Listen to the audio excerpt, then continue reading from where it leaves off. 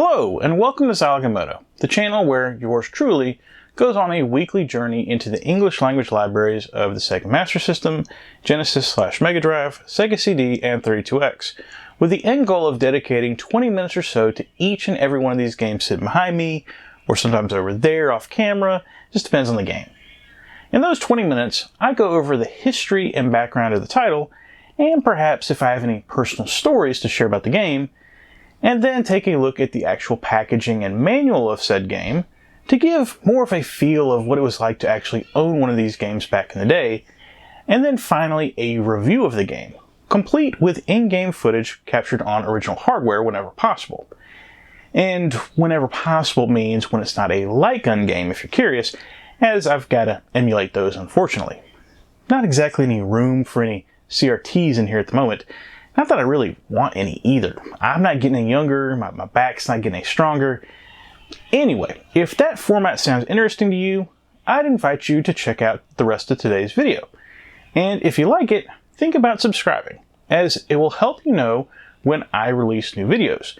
And it might help other people see these reviews as well, that might not normally even know some of these games exist. And if you're one of the 400 or so people that have already subscribed, I thank you for doing so, and I hope you'll continue to enjoy the channel. Now that that intro is out of the way, I am trying to make them shorter, by the way. I know I tend to ramble a bit at the top, which I'm doing right now. Anyway, today's review is for the 7th game released for the Sega Genesis, and the 12th game released overall for the platform worldwide, and that game is World Championship Soccer, if you live in the United States. If you're from Japan, it's World Cup Soccer, and if you're in PAL regions, it's World Cup Italia 90, and Sega Soccer. Yeah, Sega really was their worst own enemy sometimes. To be fair to Sega, IP laws, which can still be somewhat convoluted to this day, weren't exactly clear-cut back then, especially when you take into consideration trying to release a game into 3 completely different distinct regions. And I'm still not convinced that Sega had the rights to name the Japanese version of the game World Cup Soccer. They just might not have cared and did it anyway, based on what I saw with Reggie Jackson Baseball a few reviews ago. And of course, the flip side to blowing off IP laws is what took place in Europe, with Sega doing the right thing and properly licensing the game to give it a name World Cup Italia 90, but then only licensing the name for a short period of time, which meant the name of the game had to be changed to respect the laws when it was re-released. You know, I just love having legal discussions when talking about soccer video games, don't you? Back to the subject of the video, for World Championship Soccer in its American incarnation, I understand why Sega didn't try harder to secure a World Cup license for this release. In 1990 in the United States, almost no one over the age of 10 gave a crap about soccer. And as a result, that 1990 World Cup in Italy wasn't broadcast publicly. No, instead it was given to brand new cable channel TNT, and if your operator hadn't added TNT yet, you were out of luck. But if you did have TNT, you got to see a very young pre-Inside the NBA Ernie Johnson keeping you abreast of the highlights in the studio. Okay, enough background info. What about the game itself? With it being such an early release, is it any good? Well, we'll get to all that, but first, a look at the package. And this is my copy of World Championship Soccer. As you can tell almost immediately when looking at it, this is not the pride of my collection, as this copy has clearly got some issues. The hang tab has been removed from the top of the case, although very cleanly, I might add, and it doesn't look like it ever had one. But then there's also more than a few scuffs and scrapes to the outer cover, and even a rip in the bottom corner. But to its credit, that outer cover did do its job, and the inner cover is pretty much fully intact, other than possibly some minor edge wear. This isn't exactly a highly collectible game, going for between $12 to $15 complete right now on price charting, probably almost exclusively due to its age, so I don't feel the need to look for a better copy, and as is, I probably didn't pay more than $5 or so for this when I grabbed it originally. As far as the front cover goes, I like it. It's got that original Genesis formatting with the angles around the title logo to give the art more room on the cover, and I've always loved that original formatting. The art appears to be inspired by a Brazilian striker putting one past some unlucky goalie, which makes sense with Brazil perennially being one of the top nations every year. Unfortunately for Brazil, they were knocked out in the round of 16 that year by the eventual runner-up, Argentina, but hey, at least they were featured in this sweet cover art. One other thing to note about the front cover is that the art used was the same on all 3 editions of the game, regardless of the name, which was somewhat unusual, but I think also a clear indication that everyone felt like they got it right the first time. Flipping over the back, and there's the traditional early Genesis formatting of one large screenshot at the top, and then 2 smaller ones below, with some blocks of flavor text on the side. For the large screenshot, I feel like Sega maybe screwed up a bit here, because, as we'll get to in the review, the in-game engine graphics are not World Championship Soccer's strong suit. And they might should have swapped in one of the cutscene graphics here, for instance the goal kick scene at the bottom. But that's just me. I suppose I have to respect them standing by the game's graphics like that, because had they not, I'd probably be complaining about the exact opposite issue here, with maybe some bait and switch going on. The flavor text on the side is pretty forgettable, except for maybe this section. But nothing beats the determination of China and Japan, whose team credo remains, never say die. Wait, so the Chinese and Japanese teams are made up of the Goonies? I'm pretty certain only Data was Asian and Ke Huy Quan is Vietnamese. You know what, never mind, let's just move on. Opening up the package, the cartridge and manual are in better shape than the outside. The manual is nicely detailed and has lots of diagrams of the various types of set plays in the game, complete with what directions are needed to be pressed on the controller to get the ball to go to where you want it to go. Even though the game is relatively simple, Sega thoroughly explains all aspects of the gameplay here, and I really appreciate not having to fumble around to try to figure out things for myself. Also, Sega nicely included a skill chart of the 24 teams, making it easier to pick a squad, and included a customized for soccer high score table at the end, rather than just the usual high score pages. Okay, that's the package for World Championship Soccer. Time to check out the game itself, and maybe see if I can bring that championship home. I mentioned earlier about all the confusion over what the name could potentially be depending on where you live and when you played the game. But regardless of the label put on your region's version of the game, the main focus of the game is playing soccer with one of 24 national teams that was in the running for competing in the 1990 World Cup that took place in Italy. I specifically mention in the running for there because the US and Japanese versions of the game came out almost a year before the actual World Cup, and as a result, the developers had to guess who would actually qualify for the event. This turns out to be a bit of a problem if you're wanting to simulate an accurate version of the 1990 World Cup. You see, their estimates were a bit off. Sega didn't just whiff on 1 or 2 or even 5 guesses. No, a total of 10 of the 24 teams included in the game ended up being incorrect. Sega put in Algeria, Denmark, France, Hungary, Mexico, Morocco, Peru, Poland, and those apparently never say die squads of China and Japan, instead of Austria, Cameroon, Colombia, Costa Rica, Czechoslovakia, Egypt, Ireland, Romania, Sweden, and UAE. Ultimately, if you're just looking to have a feel of an international soccer competition with teams that theoretically could have competed in the World Cup that year, then it's fine. Unless you're from one of those countries that got left out. But purists may scoff at how inaccurate the lineup is. One last thing about the team lineups. While I think that most people could forgive Sega for having a murky crystal ball here, that leaves out the fans of the European release. While the Japanese and American versions of the game came out well before the World Cup, the European version came out after the World Cup due to the Mega Drive's later console release in that region. So the European version came out after the World Cup, and it was renamed initially World Cup Italia 90, specifically to mark it off the event that had just occurred, and still over 40% of the teams were wrong.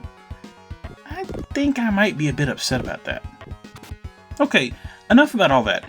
Let's just say you were a kid in 1990 and you wanted to play a soccer game that gives you the option of either playing a one-on-one match versus another team or a full World Cup style tournament. Proper country representation be damned. Well, World Championship Soccer does that.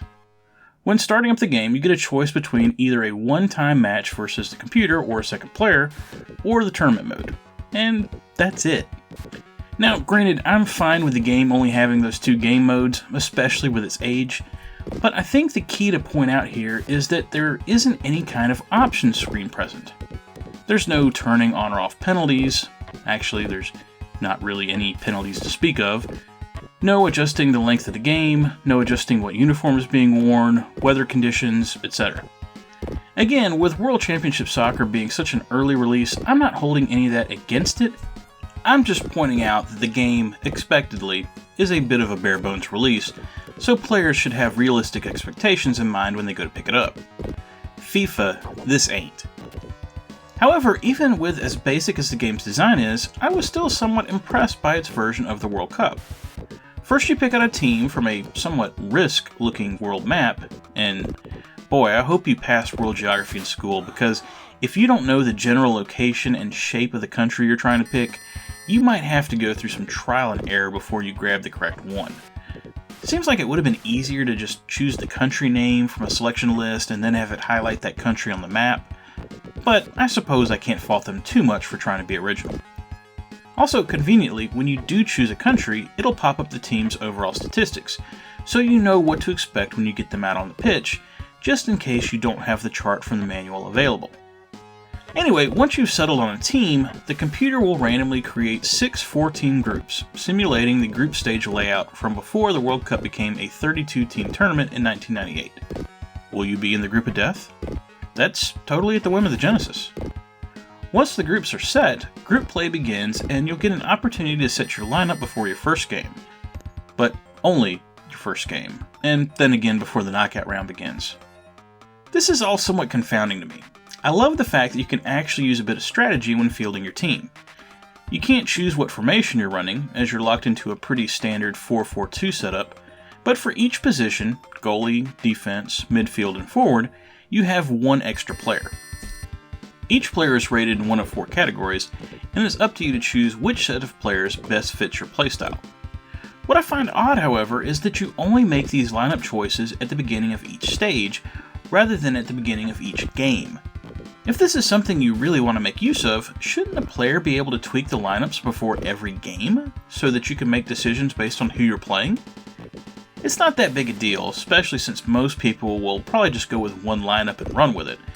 I'm just bringing it up because it seems very odd to implement it this way. Once all that's settled, group play proceeds with your guaranteed 3 games against the other members of your group, and then if your record is good enough, you'll proceed to the knockout round. I really like the presentation of both the group and knockout rounds. In group play between games, you can not only see the standard win-loss chart, but you can also select each group to get a visual illustration of the results of the matches. And in the knockout round, the end score for each game is shown on the screen as you make your way through the tournament. They're both small details, but it shows there was at least some thought put into the presentation. Okay, so is it safe to say that World Championship Soccer has a competent implementation of a World Cup style tournament mode? If pressed, I would say technically yes. However, there is potentially a big problem lurking here for players. Remember earlier when I said the game didn't have any configurable options? Well, that means that every single game is the same length, with all set for 90 minutes running with a sped up timer that causes the average real-time length of a game to be about 10 minutes. Which is great! That's a perfect feeling length for one of these matches, not too short and not too long. But if you're playing in tournament mode, and you're trying to win the cup, that means playing 7 matches back to back. And since the game doesn't have any kind of continue system, that means you're going to have to be able to dedicate at least 75 minutes to a run, and hope you don't accidentally lose somewhere along the way. I know World Championship Soccer is an early 16-bit title that's somewhat bare bones, but not being able to save your progress isn't very next-gen, and seems a bit lame when a title like Jaleco's Goal for the original NES, which came out about the same time, didn't have a problem with this. From a gameplay perspective, I gotta say that World Championship Soccer certainly isn't perfect, but I did have a lot of fun with it, so maybe it's okay that it's not perfect. I had 2 main issues with the controls for the game. The first problem is how the computer selects which player you're controlling, and that's up to the computer as it picks based on proximity to the ball, and you have no control over that. Most of the time it's fine and you get used to it being a little quirky at times, but problems can result when you have to play defense and get switched off from another player to the goalie. It's very easy to be pressing the controller one way and have the computer switch players, and then all of a sudden be moving the goalie in the opposite way of where you need to be to stop a shot. The easy solution to this is to simply not let the computer bring the ball that far, but that's easier said than done against the better teams in the game. My other issue with the gameplay is that for some reason, Sega decided that since you can't see the whole field at once, they would helpfully place a large mini-map on the right side of the screen showing where all the players are. This mini, or maybe macro map due to its size, is totally useless, as you can't look at it while keeping an eye on the ball, so it really just serves to block about 10% of the viewable pitch. I'm not really sure what they were thinking here, but if the game had some configurable options, and the mini-map was one of those, I'd be turning it off permanently. Other than those two issues though, like I said, I did have a lot of fun with the game. Control is relatively simple, and while I don't love the direct overhead view, I don't feel like it hurts gameplay. I'm sure with lots of practice you can probably destroy the computer with impunity, but in my time with the game, every match was competitive, with the more highly skilled teams certainly able to perform better against the weaker ones, and vice versa. Scores can be tough to come by depending on who you're playing, and when you do sneak one by the keeper, you get a similar rush to excitement watching a real game. And then of course the same level of anger and disappointment when your defense crumbles and somehow drops the ball on defense. Pun fully intended. From a graphics and sound perspective, there's not really a whole lot to write about home here. For a tiny 2 megabit title in 1989, it's fine. You're going to spend a lot of time looking at grass and the players' heads, but I will say the game animates well, and I like how the ball increases and decreases in size to give you an idea of how far in the air it is, with a coordinating shadow that follows along on the surface as well. The sound is completely forgettable, with one main music track that plays the entire time, and some decent but simple sound effects to accentuate this action. The soundtrack isn't bad, but if you were to play on mute, I don't think you'd be missing anything. World Championship Soccer is what I would call a perfectly average game. It's not bad, and I would definitely say I enjoyed my time playing it for this review, which I can't necessarily say for all games that I consider average. The base for a nice soccer title is here. The problem is that the game really could have used some fleshing out, as in a lot of ways, it's just good enough. I'm going to lay that blame strictly at Sega though, because I doubt the developers could have fit much more into the 2 megabits that they were given on the cartridge. A direct comparison to the original FIFA isn't fair, but just to give you an example of the difference in scope, FIFA debuted at 16 megabits, 8 times the size of World Championship Soccer. As a result, I'm giving World Championship Soccer 2 stars, 1 for each megabit. It's fun to mess with for a bit, and I'm sure there was a brief time where it was the best 16-bit soccer game available for consoles, but that time has long passed.